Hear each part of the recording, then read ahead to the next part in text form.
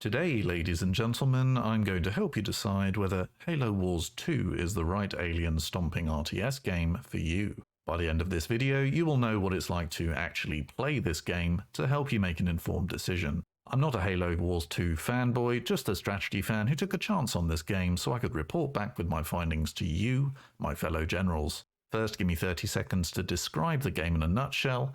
If you're still intrigued after that, we'll go into more detail about how the game plays, the mechanics, and how it compares to other games you may have played.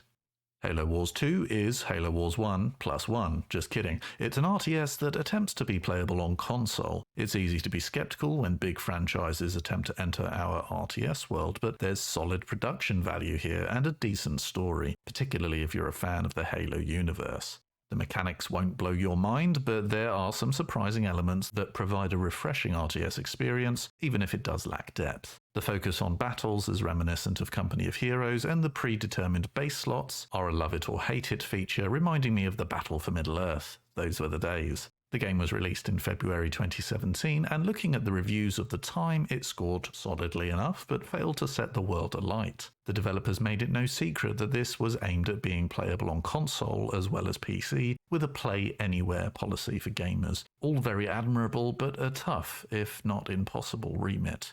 The game attempts to strike the balance of appealing to Halo's first-person shooter fans on the one hand, and RTS fans in general on the other. You could argue that it succeeded and failed in both. An interesting detail we did not know when the game was released, just how close the story is to Halo Infinite. Even though Halo Wars 2 was released years earlier, the two stories are set 1 year apart and with plenty of crossover that may be of interest if you're looking for a new way to scratch your Halo itch. The setting of the game can simply be described as Halo, and if you can't get enough of that universe, you may as well purchase the game right now. The cutscenes are simply gorgeous, with decent acting and an okay story, provided you're happy shooting aliens because they shot at you, which I certainly am. Visually, the game is impressive, and simply put, the game is for Halo fans, more so than for RTS fans. It would be easy to write the game off as a Halo fanboy's poor attempt at ripping off StarCraft 2, but there is some genuine fun to be had with this game, so let's dive into the mechanics so you can see what it's actually like to play Halo Wars 2.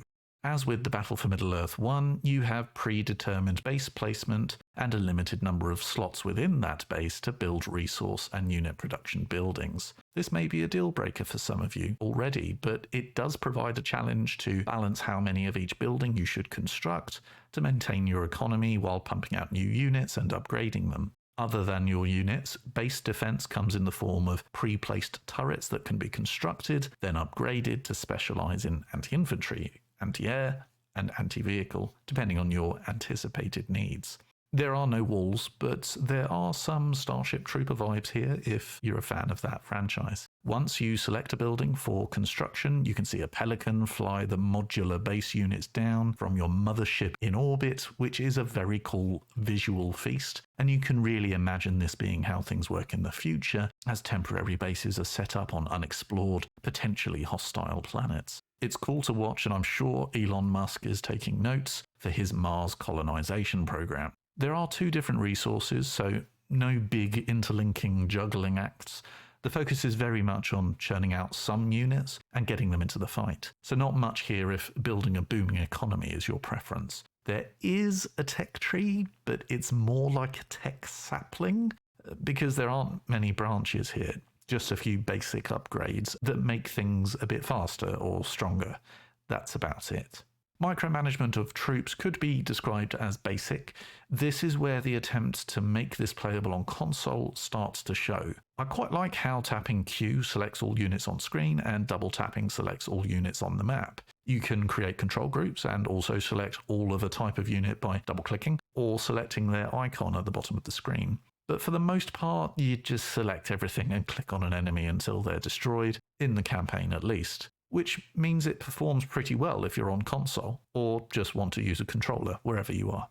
Once you get into the skirmish mode, there are two playable factions that may as well be the same from a mechanics perspective, but as with most things in Halo Wars, they at least look pretty cool. There is a decent rock, paper, scissors system, with units having a clear role, be it anti-air, anti-vehicle, anti-infantry, or healing. The look of the units is very faithful to the Halo universe. In general, this is a very pretty game, be it landscapes or big explosions, all while running smoothly on my potato of a PC. The music and sound effects are of a very high standard, rarely seen in the genre, and the zooming and camera control features are decent enough to allow you to soak it all in if you so wish. Speaking of big explosions, you can call in commander powers, which include healing drones and orbital strikes from your ship in orbit, which adds a bit of spice to the gameplay. And there are some boss battles with interesting-ish mechanics that also serve to mix things up. The mission design is actually pretty good, it's just nothing new for a veteran RTS player.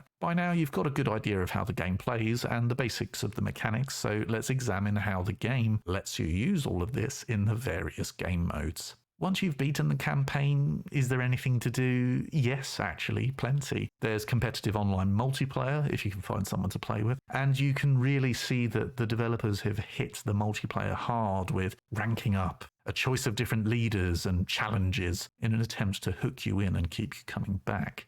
Then there's Blitz, which reminds me of Gwent, as you collect and build a deck of cards with various units. You take your deck into a game where you need to capture and hold more points than your opponent, as a ticker slowly ticks up to 200 points. You deploy your troops throughout the game by playing your cards, which, while waiting for the resources to tick up over time, reminds me of the deployment mechanics from Steel Division 2, as you deploy your cards mid-fight. Finally, we have Firefight, which is locked behind a paid-for DLC called Awakening the Nightmare, which we'll discuss in a moment, but it's basically a horde mode version of the game that can be played alone or with friends. There's also a game mode called Stronghold, and basically there's a lot to do here. The various game modes is another example of the time, effort, and money put into the development of this game. The overall RTS experience is perhaps too shallow to warrant all of this extra glitz and glamour that most RTS games could only dream of, but you have to respect the effort they've gone to when, in 2017, these games were simply not that popular. Answering the question, does this game have longevity, is surprisingly tricky and depends on a few of your preferences. If you like Halo, you'll love the campaign, but you will probably uninstall once you've completed it. If RTS games are your main preference, you will likely uninstall the game before finishing the campaign. But if you're in that sweet spot in the middle where you quite like Halo and you're a casual RTS gamer, there is a real chance you'll enjoy the campaign and go on to find the Blitz mode and online multiplayer genuinely enjoyable. It lacks depth, but that just makes it easy to pick up and put down, focusing more on fun than complexity for the sake of complexity. So how much does the game cost, and what are the DLC options? Interestingly, you can purchase Halo Wars 1 on Steam, but not Halo Wars 2. To play this version of the game, you can purchase on the Microsoft Store or on Xbox, and you can play it on either platform once purchased. You can also play it as part of Xbox Game Pass for PC. If you're purchasing the base game, you can expect to pay $40, £35 or €40. But if you pay a bit more, you can buy the complete edition, including the DLC, which we'll discuss in a moment. And let's be honest, Microsoft just wants you to sign up to Game Pass. The game did release a teeny tiny DLC called Operation Spearbreaker, which contained very little content, but the DLC, Awakening the Nightmare, is a bit more substantial.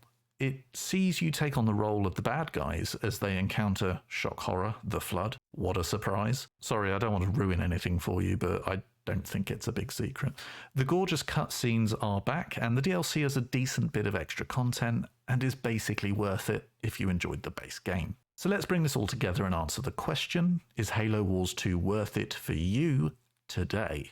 It's an easy game to pick up and put down, so if that's what you're looking for at the moment, look no further. If you're looking for more strategic depth, I'd suggest looking elsewhere. If you're looking for story, look at Osfront or Steel Division 2 for strategic multiplayer mayhem. If you've never played an RTS game before, but have an interest in Halo, this is a great place for you to start with RTS. Or if you're gagging for anything that can give you more Halo, this will do it. But go back and play the first Halo Wars, as that's excellent in a similar way. If you're a Halo fan and a casual RTS fan, this is the perfect game for you. With an expansion and several game modes, it has the potential to keep you hooked for a long time. Ultimately, it's very easy to simply say that although pretty, Halo Wars 2 is a bit boring as an RTS, and many reviewers have done just that. But leaving it at that would be unfair. A lot of this mediocrity is made up for by stunning cutscenes and the simple fact that it's Halo.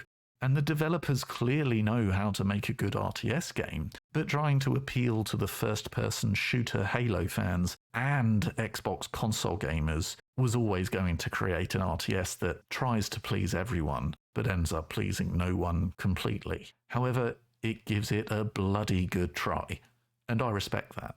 I hope you found this video useful, and if you did, I have plenty of others like it, so feel free to check those out too. See ya.